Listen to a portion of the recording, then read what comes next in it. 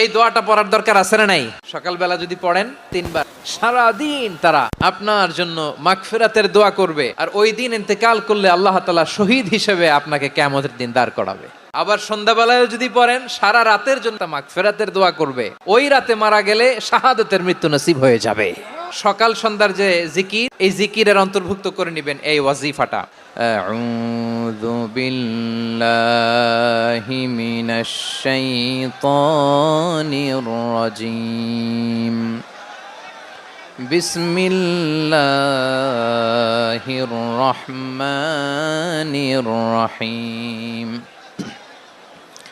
হুয়াল্লাহুল্লাযী লা ইলাহা ইল্লাহু আলিমুল গায়বি ওয়াশ শাহাদাতি হুয়ার রহমানুর রহিম।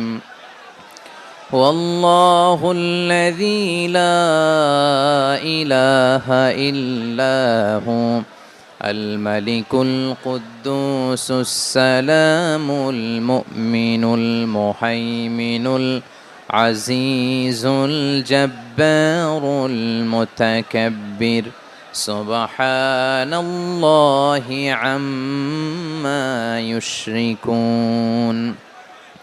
هو الله الخالق البارئ المصور له الأسماء الحسنى